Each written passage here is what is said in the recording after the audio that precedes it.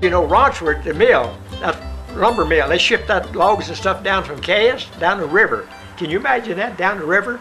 And they had that big sawmill down here. That sawmill and the railroad made Rochford.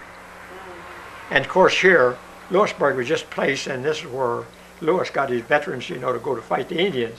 It's just a town up here. That's what I say. Years ago, that if you wanted to get a lot of merchandise and clothing and things like that, you drove to Rochford. I went down there with my family. You know, they got everything come in by freight, and Lewisburg would have to get their freight for the stores here from down there or at Caldwell. Used to be a train there, you know, run up Pocahontas up in Marlington. They'd get supplies out of Lewisburg. They'd go to, and they used to have that little, well, I guess you know about that little train that used to run in here from down there. I can remember when they used to, I didn't remember hauling passenger, but I can remember when they used to bring freight down here when I was a teenager. And they come in right down here on this side of this, right up from the hardware. There's a place blocked off there, and that's where that train would back in. And right on the corner, that building right on the corner used to be the depot. If you ordered anything, well, you could get it off, they'd bring it up in freight. But I don't remember them hauling passengers. Now they used to depot out from the stoplight there at Holt Lane back in there. Now that used to be the depot there, and then they moved it and they brought the tracks into town. Well, this is where it was here. And that's when I remember it.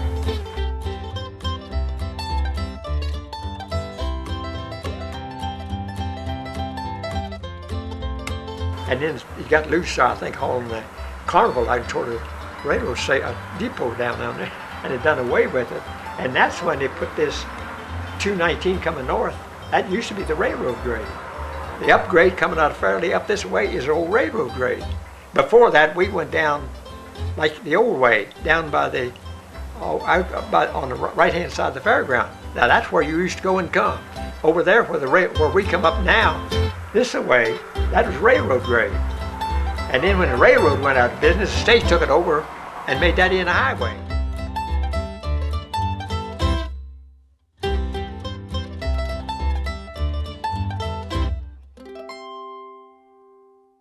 In my earlier days, I drove a truck, and then later on, they promoted me up to a foreman over a crew of men. I guess I was a foreman over a crew of men for about 30 years. But I started with, I said I was low down as you could get, right down in the ditch with a pick and shovel. And I finally made it to the assistant supervisor. When I first went on the road, a hardtop stopped in Max Weldon. That's as far as we went, because we just had the main highways, and then later they go over the side roads. And the best way for you to get to Marlington was get on a train. That's the way to go unless you want to spend a lot of time on the road trying to get there. Until they got the road through, they kept, put through in sections, and they got it opened up, I think, about 1930, something like that, hardtop all the way through. I worked on the road up at Hillsboro. I worked up there one summer out of Hillsboro, on Droop Mountain.